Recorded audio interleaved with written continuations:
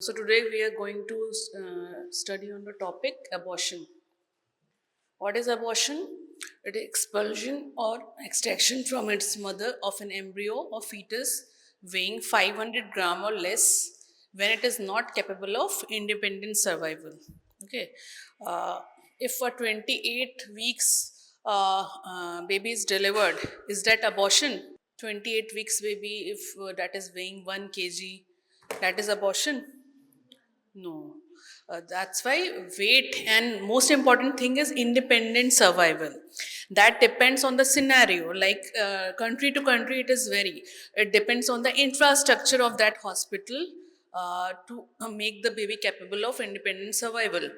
Like in India, it is around 28 weeks, but in US, it is around 24 weeks. Like okay, so. Do you get it? The independent survival, like the NICU setup, the ICU setup for the neonate is that good that the baby of 22 weeks can survive after the delivery. But in India, that is not that good. It is around 28 weeks. It very from country to country from the infrastructure due to the infrastructure of the NICU, neonatal ICU. Huh? Okay. In India, the main causes infection. The main cause is infection. Majority of the baby who are weighing less, low birth weight baby, die just because of sepsis. That's why in India, the major cause of death of neonates weighing less or low birth weight baby or premature baby is sepsis. So the term independence is not capable of independent survival is very important. But according to WHO, it is around 500 gram or less, and it is around 22 weeks. But for India, it is around 28 weeks. The expelled embryo or fetus is called abortus. The word abortion is the recommended terminology for the spontaneous miscarriage. This is the layman term, which normal public use. Spontaneous miscarriage that occurred on its own. Miscarriage, the pregnancy that failed to carry, is miscarriage. Before 22 weeks and less than 500 gram weight. And early abortion is that occurs before 12 weeks of gestation. This is the weeks in gestation. The abortion occurring before 12 weeks is early miscarriage, and that occurs after 12 weeks is late miscarriage. The causes of bleeding in early pregnancy is divided into two groups: related to pregnant stage and associated with pregnant state. Related to pregnant state means like threatened abortion, inevitable abortion, incomplete abortion. Associated with pregnant state means like cervical polyp, cervical ulceration, any trauma, tear that is comes in associated with pregnant state.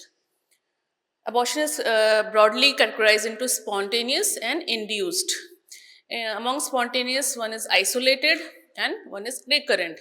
Recurrent pregnancy loss has already been taught now. That lecture class already been taken. And isolated is divided into different parts like threatened, inevitable, complete, incomplete, missed, and septic. So today we will read this part, isolated. Recurrent will be is already taken in one lecture class. MTP will be taken in other lecture class. Okay. The incidence of miscarriage among all clinical pregnancy is around 10 to 20%. 10% are induced or deliberate. About 75% of miscarriage occur before 16 weeks. And of these, around 80% occurs before 12 weeks. Majority of the miscarriage or abortion occurs before 12 weeks. The different etiological factors for the abortion are fetal causes and maternal causes. Fetal causes are mainly chromosomal abnormalities or genetic abnormalities, and maternal causes are mainly uterine abnormalities and autoimmune disease. There are other causes also, but these are the main causes. Fetal causes are genetic, multiple pregnancies, hydropic degeneration of villi, or that is also molar pregnancy. Among genetic factor, 50% of miscarriage are due to genetic factor. Among this, the majority accounts for the autosomal trisomy. Among autosomal trisomy, trisomy 16 is the most common cause.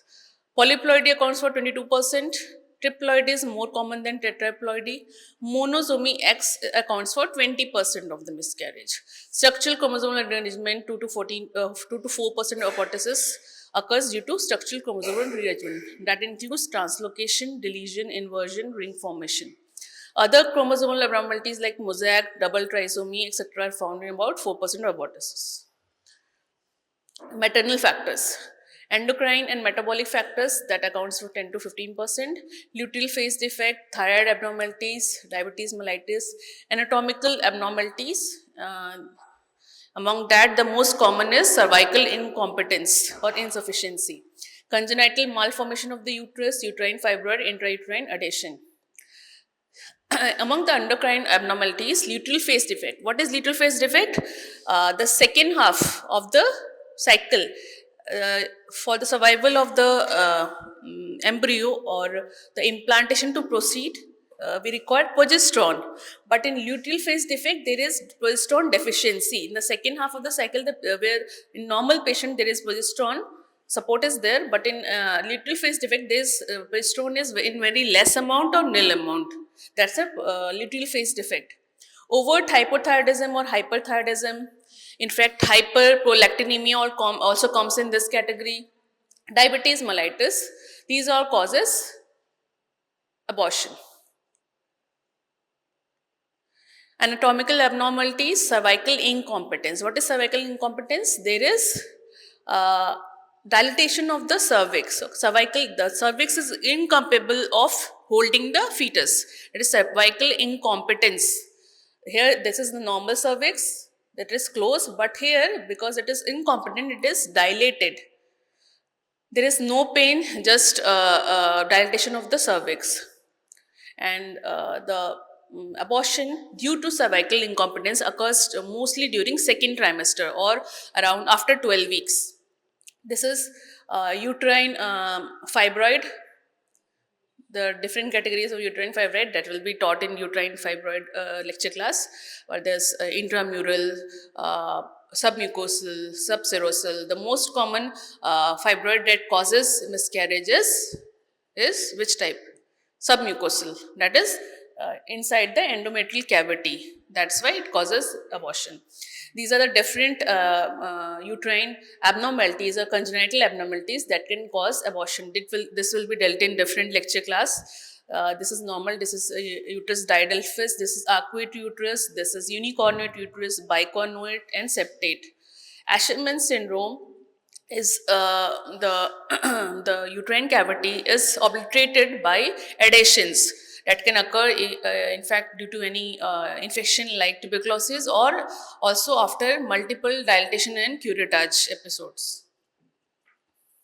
Infections. Late as well as early abortion is caused by infections because of transplacental fetal infection. Among these are the viral causes like rubella, CMV, variola, vaccinia, HIV, parasitic, toxoplasma, malaria, bacterial, ureaplasma, chlamydia, brucella, spirochetes. Immunological causes that accounts for 5 to 10% of abortions. Antiphospholipid antibody syndrome is very important cause. We call it as APLA syndrome. Among the APLA profile or antibodies comes the lupus anticoagulant, anticardiolipin antibodies and glycoprotein 1 antibodies. You need to know APLA, just APLA, remember APLA, and antiphospholipid antibody syndrome. Immune factors that are decreased, like in normal pregnancy, Th2 cytokine responses predominantly present, but in miscarriage or recurrent miscarriage, Th1 response is more prominent. Maternal medical illnesses like cyanotic heart disease, hemoglobinopathies, any hypertension, chronic hypertension that can cause or type 2 diabetes mellitus can cause early miscarriage. Premature of rupture membrane can cause abortion, that is mainly second trimester abortion. Thrombophilias, inherited thrombophilias, protein C resistance, protein C deficiency, hyperhomocystinemia, antithrombin gene mutation or prothrombin gene mutation. These all can cause abortion. So, we can divide it into trimester wise. First division was according to the fetal causes, maternal causes, and this is the division according to the trimester wise. First trimester causes are mainly genetic. This is the most common cause in the first trimester abortion, endocrine disorder, immunological disorder, infection, and unexplained. So in your MCQ exam, mainly this is being asked, which is the most common cause of first trimester abortion. Your option will be given. You have to pick the answer. The answer will be chromosomal abnormalities or genetic factor. Second trimester, anatomical abnormalities like cervical incompetence, mullerian fusion defect, or uterine congenital anomalies, uterine synecdoche, that is Asherman syndrome, uterine fibroid or leiomyoma, maternal medical illness, and unexplained. Other causes are blood group incompatibility, premature rupture of membrane, paternal factors, drugs, environmental factors like cigarette smoking, tobacco is very common nowadays, alcohol, any radiation, X-ray exposure. Trauma, very important. When you're taking history of any bleeding PV during pregnancy, you have to rule out trauma every time. Trauma is very important cause. Maternal anoxia or malnutrition, over distension of the uterus like acute hydramnios, aging sperm or ovum, or increased maternal or paternal age, nervous psychological condition, or over fatigue. Now coming on to the clinical feature. These are the general clinical features. Vaginal bleeding, abdominal cramps, lower back pain, reduced symptoms of pregnancy. So coming on to the different types. First type is the threatened abortion. The condition in which miscarriage has started but has not progressed to a state from which recovery is impossible. That means the miscarriage abortion has just started but recovery is still possible. The main point is, suppose a patient, say 22 years female, presented to you with amenorrhea of say 1.5 months, and UPT was, you did UPT, it was positive. Patient is complaining of bleeding PV, that is slight bleeding PV, say less in amount. There is slight pain in abdomen, that is also less in amount. So what you will do? If patient presents to you with 1.5 month amenorrhea, you don't know UPT. What is that? She is saying bleeding PV, small amount of bleeding PV is there, and slight amount of pain is there. First and foremost, you will do urinary pregnancy test in a reproductive age female. Suppose a 16-year female comes to you with this same complaint. Will you do urinary pregnancy test or not? Huh? Will you do? 16 years, how can pregnancy be there? You have to do. That's the point. In any female of reproductive age group complaining of amenorrhea or abnormal bleeding PV or heavy menstrual bleeding or a period of amenorrhea followed by bleeding PV, you have to do UPT or urinary pregnancy test. Irrespective of their history, if they are denying any sexual intercourse, they are denying any MTP intake, you have to do UPT. You have to do urinary pregnancy test because you can't trust the patient. So you will do UPT even if her age is 16 or even if her age is 45. Okay, you have to do UPT. So urinary pregnancy test is positive. When you did examination, now you will do the examination. You have done general examination, she is stable, all the vitals are stable, and you have done per abdomen examination, slight tenderness is there, and uterus is not palpable per abdomen. You did PV, uterus is around 6 week size, and os is closed. Okay, os is closed. What is your DD? What is your provisional diagnosis? There is bleeding PV, UPT is positive, slight pain is there, os is closed. Can you straight away say it is which type of abortion? Obviously, you will go for any investigation. What investigation you will do? First, you have already done UPT. Second investigation, what you will advise? That will help you to make the diagnosis. Which investigation?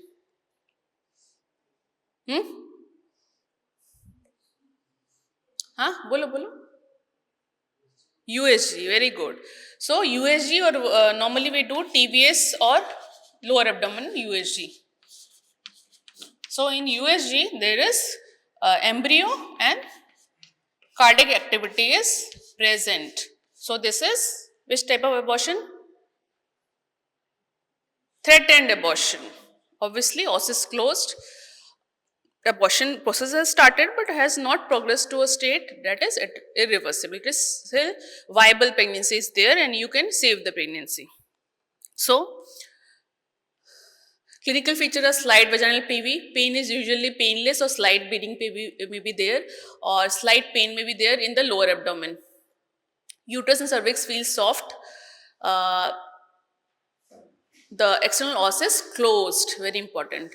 Ultrasound, pelvic examination is avoided when USG is available. These are the different DT, cervical ectopy, polyp, ectopic pregnancy, molar pregnancy. So here in threatened miscarriage, the os is closed, slight bleeding is there, the fetus is viable and there can be a hemorrhage behind the placenta or chorion. Here you can see a slight hemorrhage is there that is causing the bleeding PV. So how you will manage this patient?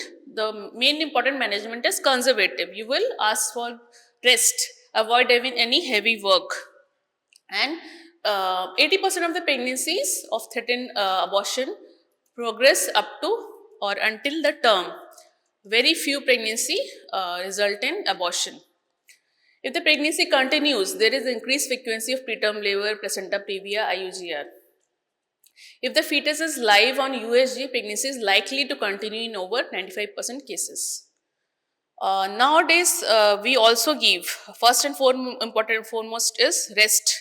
Second, we also give progesterone support, but that is not been supported with any say clinical evidence. Such many studies have been conducted, but not 100% we can say that it will stop the abortion or the miscarriage. So it is depends on the doctor. Some give it, some don't give it. Progesterone support normally we give in Indian scenario. We normally give progesterone support. That is micronized progesterone. You must have heard different micronized progesterone given in the first trimester of the pregnancy. Nowadays also we give in second trimester, but that is controversial. So first is important point in management is rest you have to tell in exam, and progesterone support you can say you can skip. The prognosis is very unpredictable, but majority continues till term. Now coming to the inevitable abortion. What is inevitable abortion? It is a clinical type of abortion where the changes have progressed to a state from where continuation of pregnancy is impossible. Okay. So why you are telling it is impossible to continue? Same patient, amenorrhea 1.5 months, bleeding PV. Same patient. Bleeding PV is more here. Pain is more here. Size is 6 weeks. Os is open. So you can't reverse this abortion. Okay. The most important point is os is open. In TVS USG mostly cardiac artery is absent or may be present, but os is open. So you can't reverse it. What is the difference? Bleeding PV is more. Patient will say, I have bleeding PV. How you will take the history? How many pads soaked in last 2 to 3 hours? Or how is the pain? Pain is severe or pain is not relieving on taking any medication, and there is heavy bleeding PV. Passage of clots, passage of any mass, and the on doing examination, the os is open. This is inevitable abortion. The patient is having features of threatened miscarriage, may progress to vaginal bleeding, aggravation of the Kolke pain in the lower abdomen. The patient was having threatened miscarriage when first she presented to you. After she again presented to you with heavy bleeding PV, increased pain, and she might progress to inevitable abortion. The same patient who was having threatened abortion might have now inevitable abortion because the os has now opened. Sometimes the feature may develop quickly without prior clinical evidence of threatened miscarriage. Internal examination reveals dilated internal or open internal os through which the products of conception are felt. This is the os is open and you can feel the products of conception by doing PV examination. The management is to accelerate the process of expulsion to maintain strict asepsis. Here you can give methergin 0.2 milligram if the surface is dilated, the size of the uterus is less than 12 weeks, the blood loss is corrected by IV fluid therapy, or if hemoglobin is less, you will do blood transfusion. Active management, because you have to evacuate the or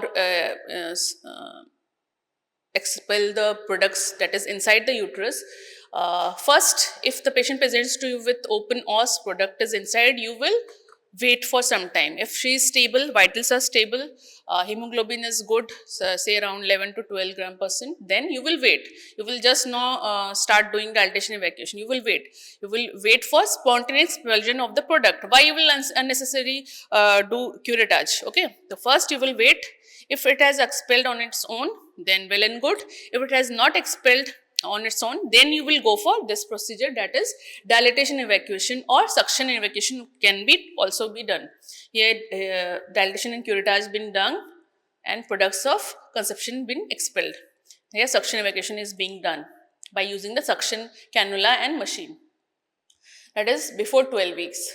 After 12 weeks, normally we can give misoprostol or oxytocin drip, 10 units and 500 ml, and if the fetus is expelled and placenta is retained, it is removed by dilatation evacuation under general anesthesia.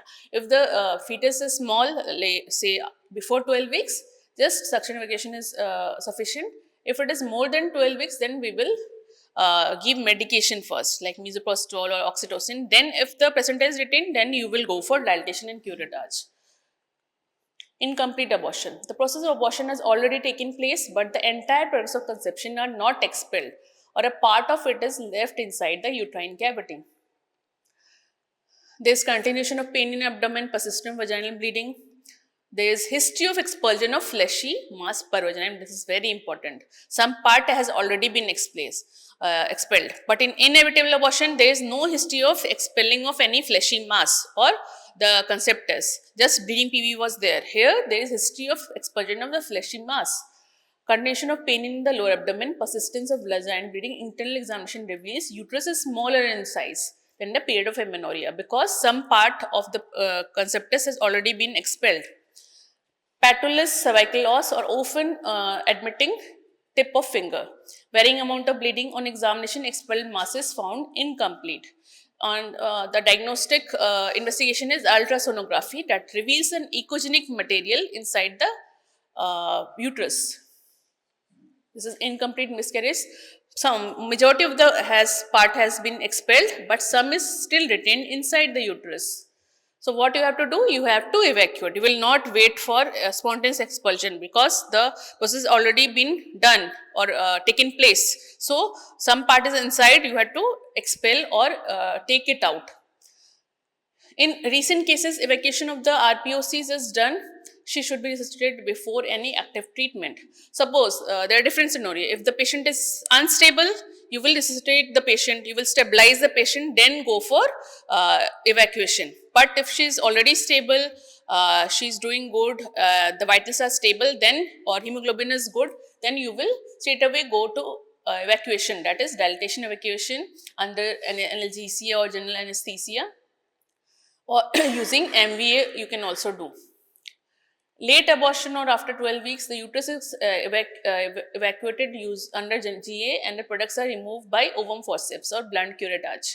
In late cases, dilatation curettage is to be done to remove the bits of tissue left behind. The removed material are subjected to HPE, histopathological examination. Why? By HPE, you know this is abortion, normal abortion. Why you will do HPE? Because sometimes patient doesn't give you complete history. She can be a case of molar pregnancy. So how you will confirm it? By HPE examination.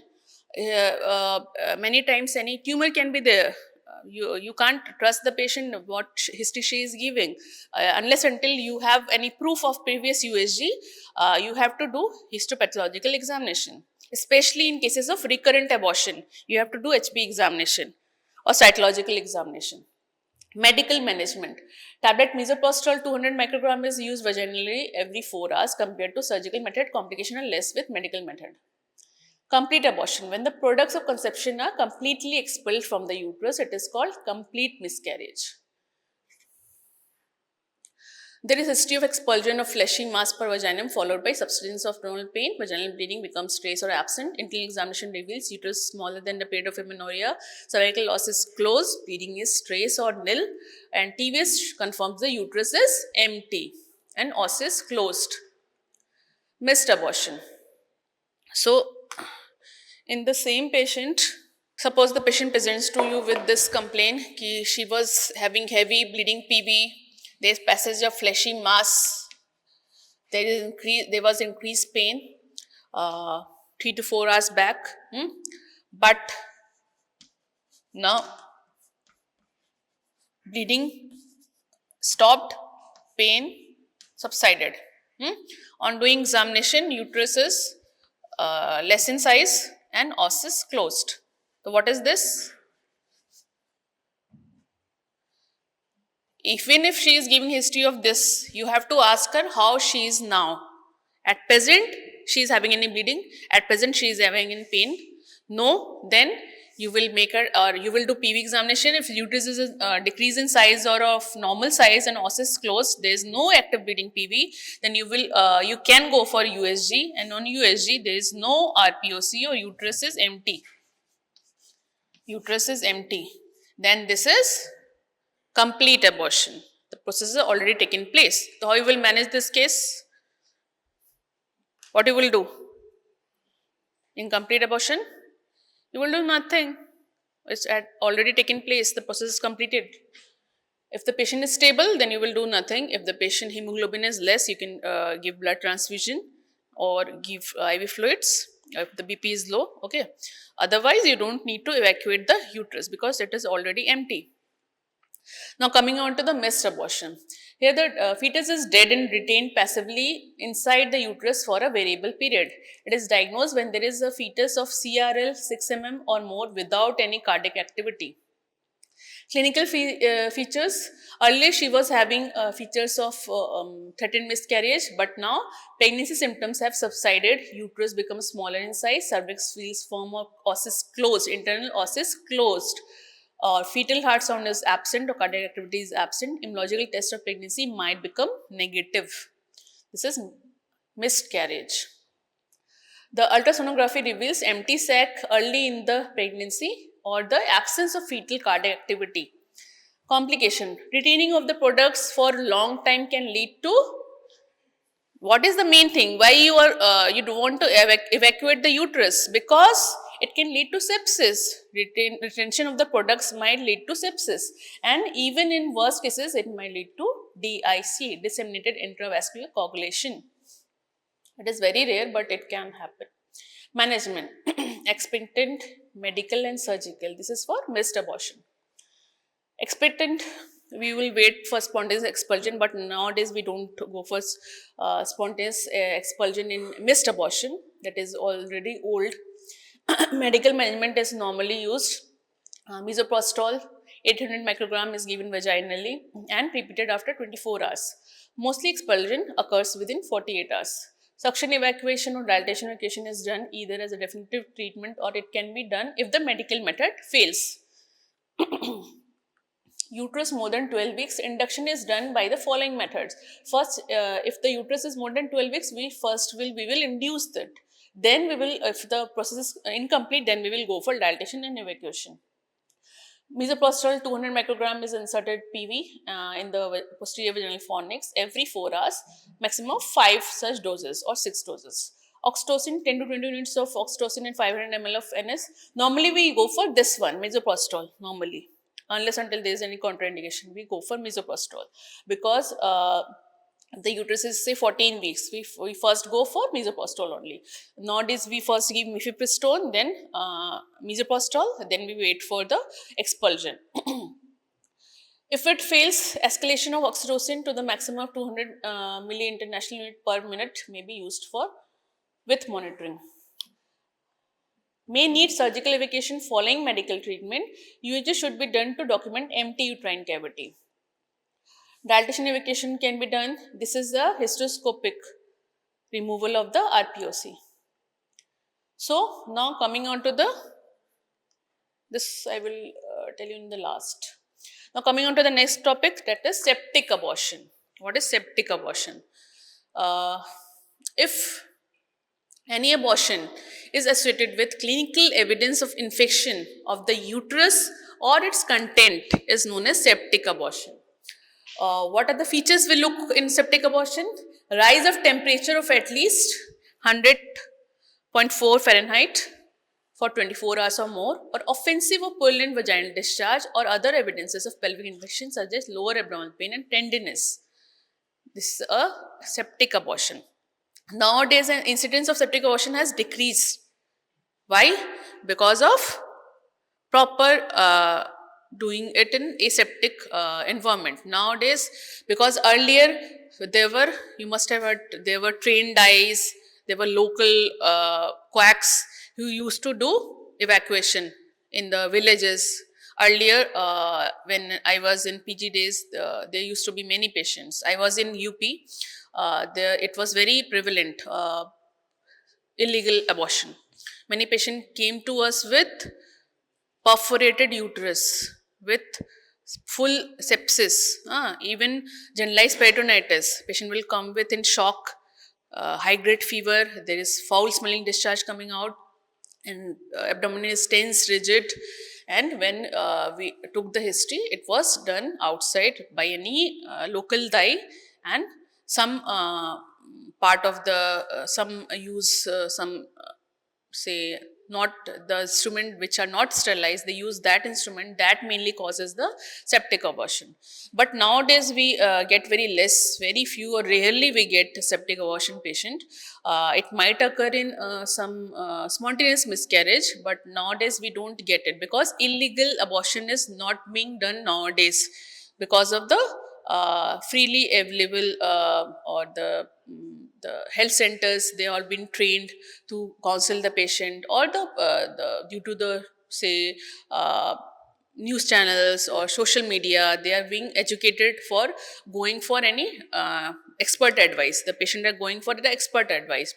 They know if they go to a local practitioner, they might land up in infection. That's why nowadays it is not common, very rarely, but earlier it was very common. But you need to know, whatever be, you might get one case in periphery, so you need to know. Incidence, about 10% of abortion can be septic abortion. The majority is associated with incomplete abortion.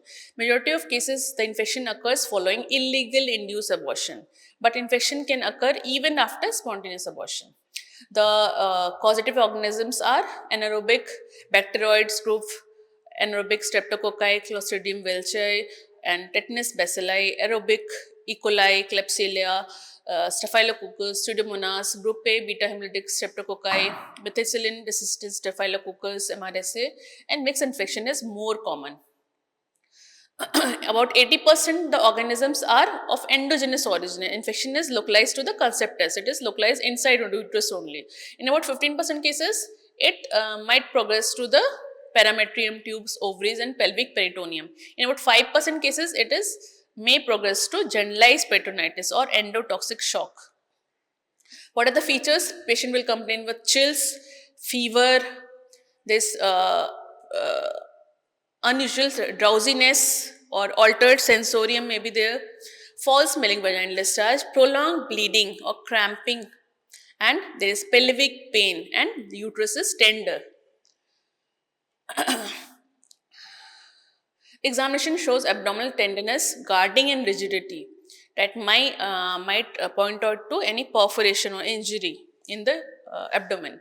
Internal examination reveals offensive purulent vaginal discharge, tender uterus usually with patulous os or boggy feeling, soft cervix with opened internal os. And the patient vitals are unstable, like she is having tachycardia, there is high grade fever or pyrexia. There might be vomiting, diarrhea. Clinical grading, grade 1, localized to uterus, Grade 2, infection has spread beyond the uterus to the perimetrium, tubes, ovaries, and pelvic peritoneum. Grade 3, generalized peritonitis, endotoxic shock, maybe jaundice, acute renal failure also.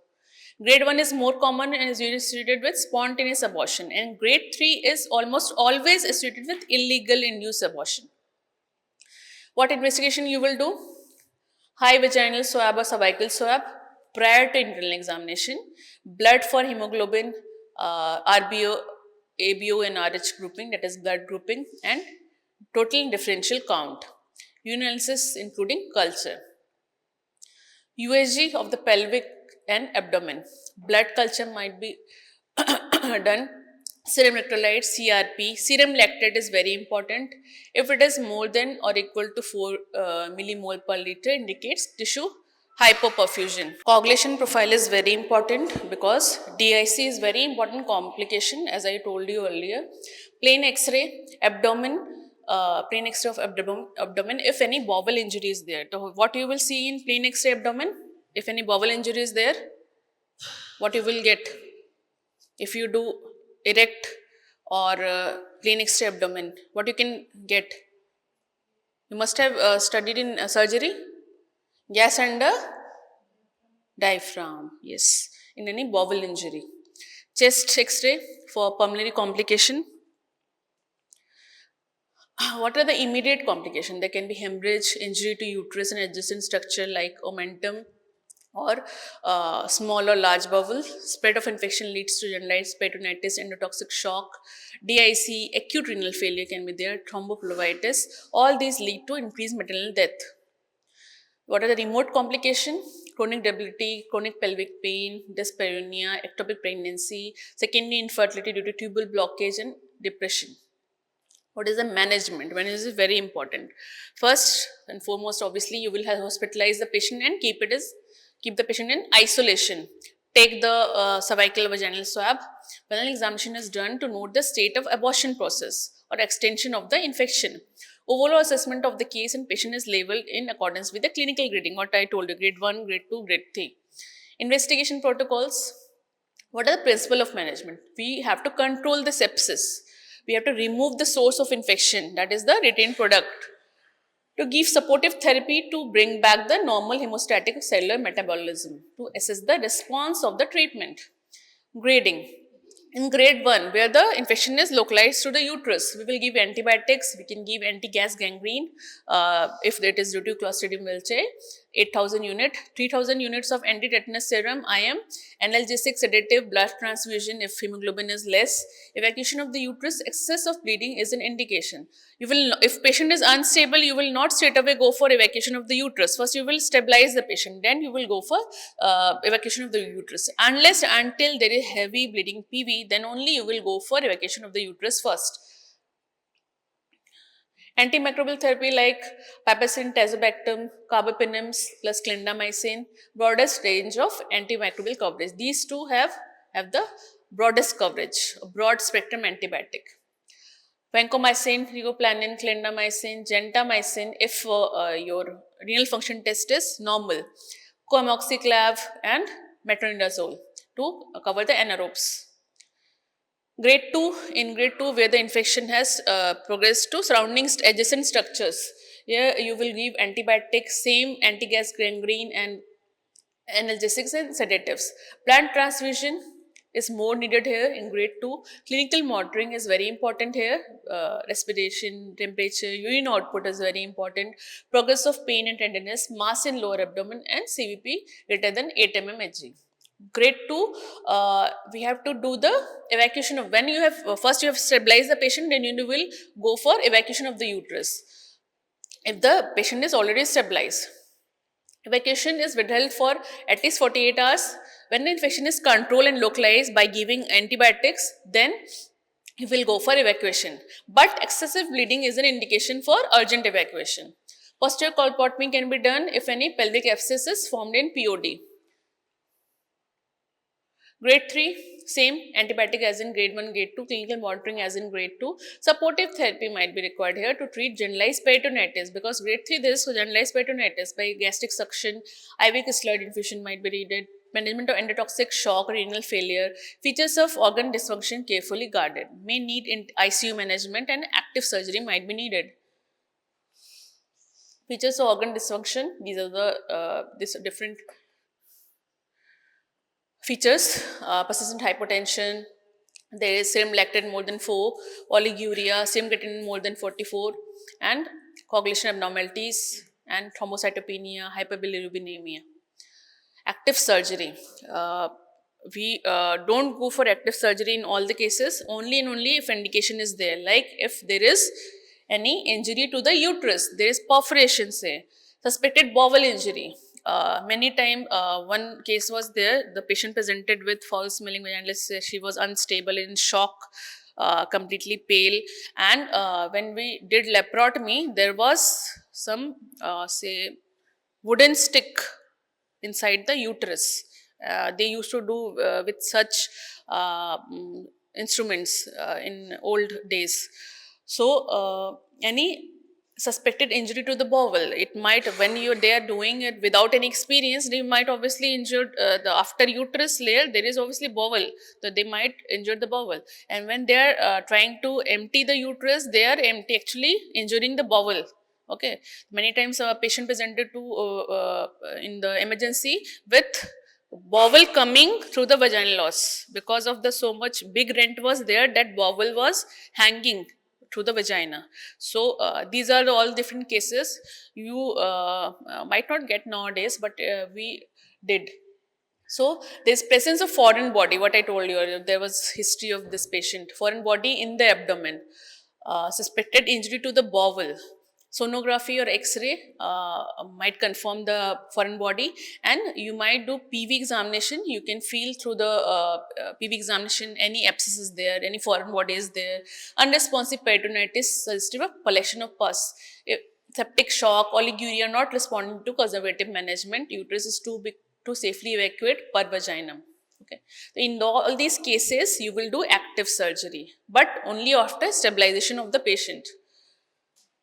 What in active surgery, what you will do? You will evacuate the uterus and you can do laparotomy. Here, in evacuation of the uterus, evacuation should be withheld for 48 hours, as I already told you. Only exception is the excessive bleeding PV. Posterior colportement can be done. Indication of ICU management already told. Supportive therapy. Active surgery, what we do? Laparotomy to see for any injury to the bowel, injury to the uterus, repair the injury. You might need ileostomy, colostomy, and any drainage might be effective. Even when the nothing is found in laparotomy, simple drainage of the pus is very effective. We have to inspect the gut and omentum for evidence of any injury. And adnexa is to be removed or preserved according to the pathology. So how you can prevent? We have to boost family planning acceptance in order to curb the unwanted pregnancy. In Government of India, all the OCPs are available free of cost. Mala N, Mala D, your condoms are available free of cost, also known as Nirod.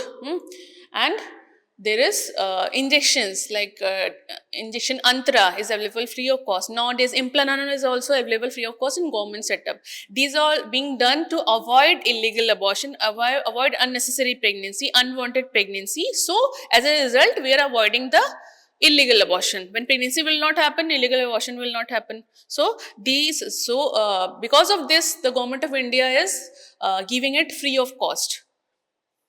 Rigid enforcement of the legalized abortion in practice, education, motivation, extension of the facilities to get the real benefit out of it. To take antiseptic and aseptic precaution either during internal examination or during operation is in spontaneous abortion. Revision. So, in short, these are all the things you need to remember. These are the gist of this class. Missed abortion. There is no vaginal bleeding PV, closed internal loss, no fetal cardiac activity or empty sac is there. Oocyst closed and no cardiac activity is present. This is missed abortion. Patient doesn't know. Missed means patient doesn't know that the baby is dead or she is even having any pregnancy. Missed abortion. That has been missed. Threatened abortion.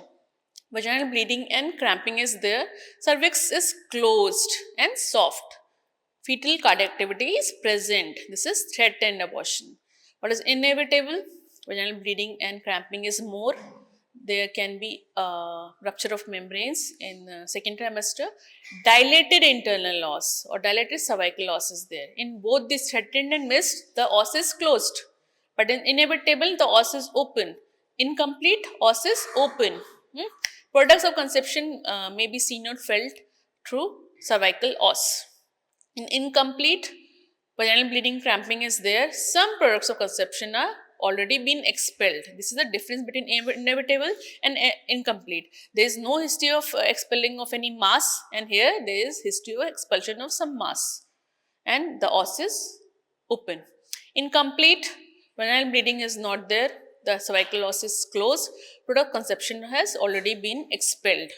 These are the 5 types of spontaneous abortion that you need to remember. Okay. Same patient.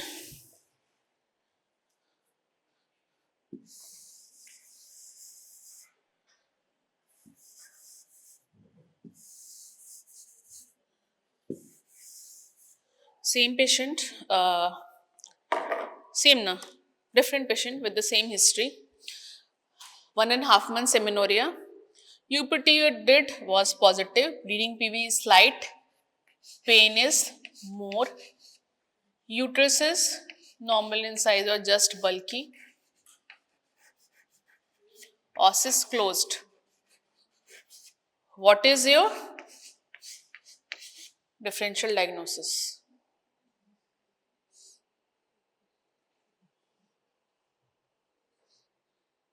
Answer, anyone? Here the difference is pain is more. Bleeding is slight.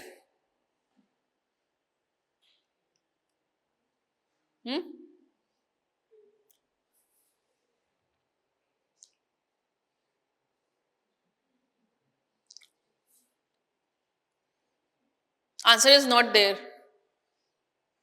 Answer is not there.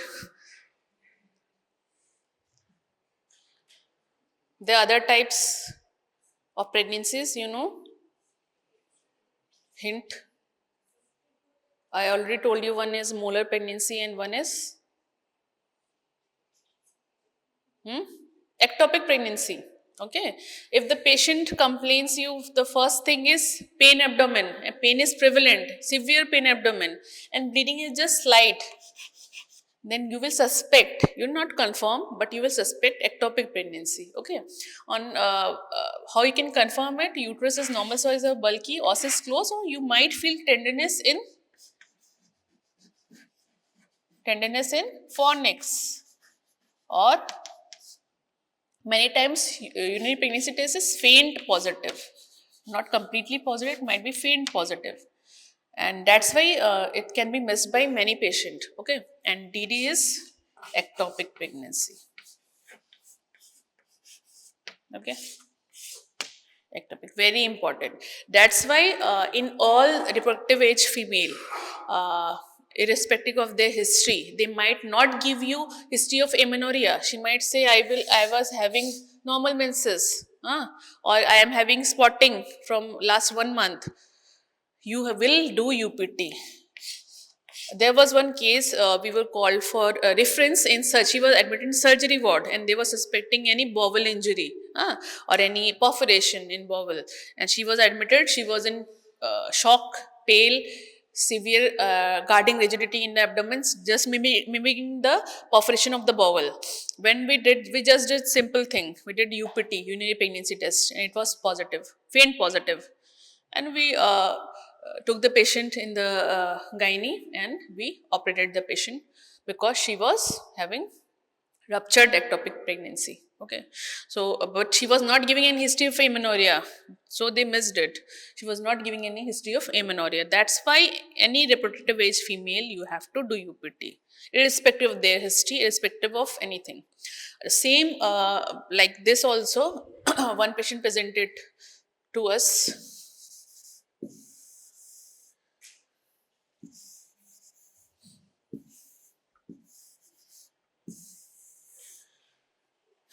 patient was 20, say 20, 30-year female.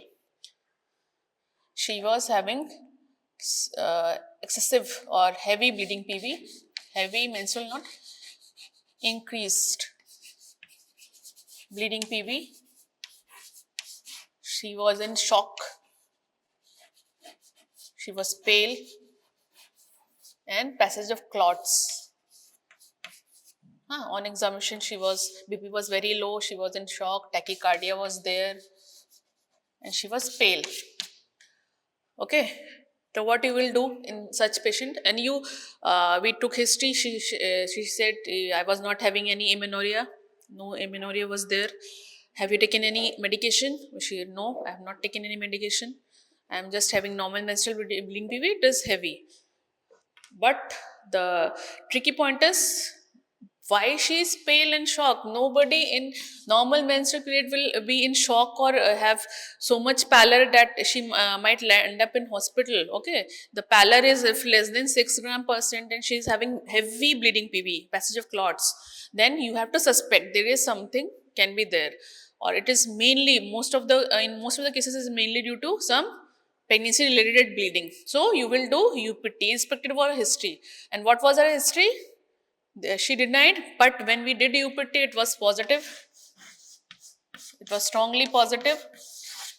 And we asked the patient again that no, you are telling lie, something is there. Then she told that she has taken MTP kit at home, already taken 1 week back, and she is now having heavy bleeding PV. She was bleeding for last 7 days. And so she now landed up in hospital with this finding. When we did PV examination, os was open, clots were present, uterus was bulky, and it was more than 10 to 12 weeks. She was faking it. She already had 3 to 4 months amenorrhea, and she took MTP after that. Okay, and she landed up in hospital. So first we stabilized the patient, we did blood transfusion, then we started antibiotic. When we went for, after stabilization, we went for evacuation of the uterus.